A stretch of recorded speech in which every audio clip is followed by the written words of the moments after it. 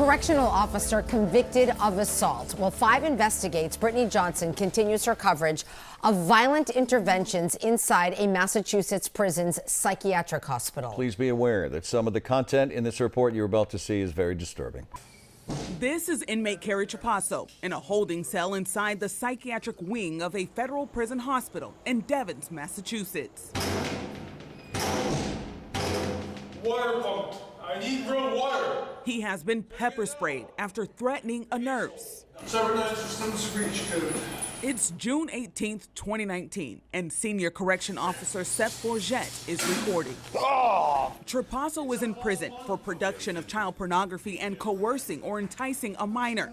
He is also, as a prison psychologist testified, perhaps the most mentally ill individual I've ever worked with, eating feces and drinking urine. As a child, Trapasso was very physically abused, including a traumatic brain injury from someone swinging his head against a brick wall. At this moment, a team is assembling to force him to comply. 2 things are important here. One is that senior officer Seth Bourget has a plexiglass shield to block Trapasso's spit. The other is that the camera that Bourget was holding has been put down here, forgotten, but still on. Stop resisting! In the investigation that followed, here's what was submitted. The forgotten camera captured a clear view of Bourget slamming the shield up and into Trapasso's chin as he stood handcuffed in the cell. Video from that forgotten camera was deleted. Forensics experts recovered it. Trapasso needed 12 staples to the back of his head and 6 stitches to his lip. With the help of the deleted video, Bourget was convicted in December for the shield strike and sentenced to a year and a day in prison. You put him in this line like a train going at 100% speed with a shield, and to expect that there's not going to be an injury when you have cement walls and cement floors is ludicrous. Bourget's defense attorney says he never intended to injure anyone and also never received training on using a shield during a forced cell entry. And I said this in my opening statement, that it should be the government, the Bureau of Prisons, sitting in that chair, not my client. And the reason being is the lack of training with respect to mental health inmates. We see in the Bureau of Prisons, in their response to mental illness, people with mental illness, is that it's oftentimes treated as a disciplinary problem. We showed the encounter to federal public defender Jane Peachy.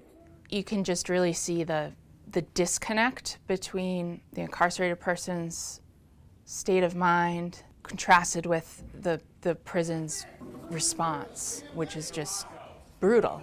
The Bureau of Prisons declined our request for an on-camera interview, but the chief psychologist did tell us that when dealing with mental health inmates in crisis, de-escalation is always the first line of defense. Devens psychologist tells us that correctional mental health is complicated, but it ultimately boils down to people working with people. We want people to be safe, to live their best lives, even if they have to live in prison.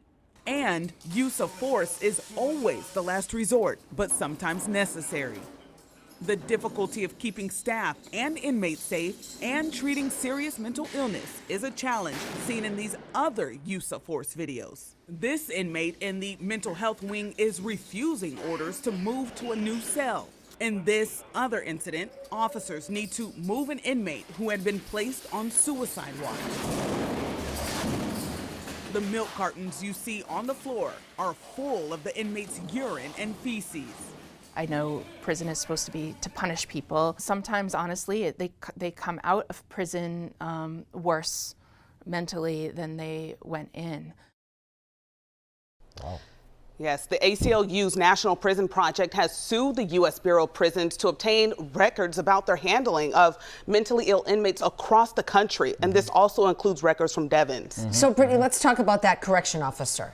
He is now in prison as an inmate. That's exactly right. He actually, Seth Bourget, he reported to federal prison just a couple of weeks ago, and he is actually appealing his conviction. So what about the other officers involved?